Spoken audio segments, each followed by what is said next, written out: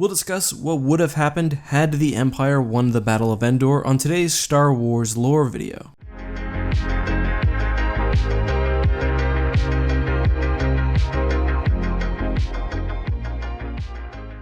Hey guys, this is EckhartsLadder. Hello and welcome to another Star Wars lore episode. What would have happened had the Empire actually won the Battle of Endor? To actually have this discussion though, we have to consider what would really constitute a victory. First of all, Palpatine was obviously hoping to hit the Alliance with a death blow, removing their ability to resist the Empire in any sort of meaningful way. However, Palpatine's far more important goal was to turn Luke Skywalker to the dark side, using the battle itself as a catalyst for the Jedi's transition into a Sith, with the young Skywalker replacing his father, as Anakin at one point did with Dooku. So let's say Palpatine achieves this objective. What's his next step? Interestingly enough, the new canon version of the Complete Locations Guide actually spells it out in some detail. The Empire's first move would have been the assembling of massive fleets, which would have blockaded rebel sympathetic worlds, like Chandrila and Mon Cala, totally blockading them until the Death Star 2's completion.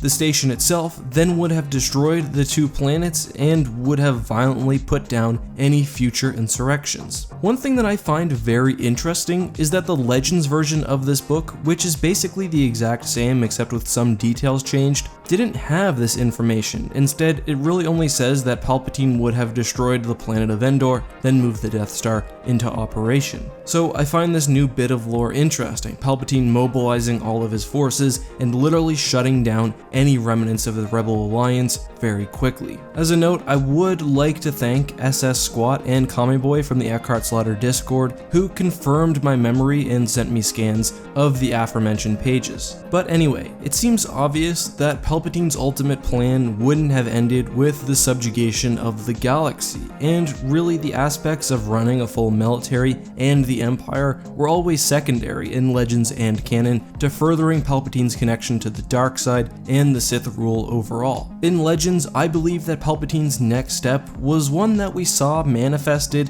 several years later, the Dark Empire. As the Dark Empire sourcebook explains, Palpatine's ultimate goal was to create a universe-spanning empire, controlled not through military might, but the power of the dark side itself, and this is basically the ultimate point a Sith Lord can reach. Again, this isn't control of the Star Wars galaxy, this is control of all galaxies. I think that with the final elimination of the Jedi and consolidation of Palpatine's power within the galaxy, this would have been his next step, along with furthering his lifespan through advancements in clone technology. Now, in canon, as I've mentioned, Palpatine did seem a bit more worried about actually winning the battle for the galaxy. However, I believe that he and his new apprentice would have continued to look out and further the Sith rule, however, not quite so far, not on a universal scale, but rather, we know that Palpatine sensed something very disturbing and powerful within the unknown regions. He set up observatories on planets like Jakku to try and discover what was happening. I think he would have personally continued his mapping of the unknown regions and also directly tried to figure out what was out there. However, both scenarios have a similar thread. The Rebel Alliance and, more importantly, Luke Skywalker as the last Jedi were the final thing stopping Palpatine's ascension to the next level of power. Whether it's the exploration of the unknown regions or the formation of a strange dark empire, Palpatine was a megalomaniac and he never would have stopped conquering. And of course, as I mentioned earlier, Palpatine's most important goal was always to live forever. We learned this in the Plagueis novel and it's been a pretty consistent theme for his character. Whether it was more work on cloning technology or Sith alchemy, I think this would have also been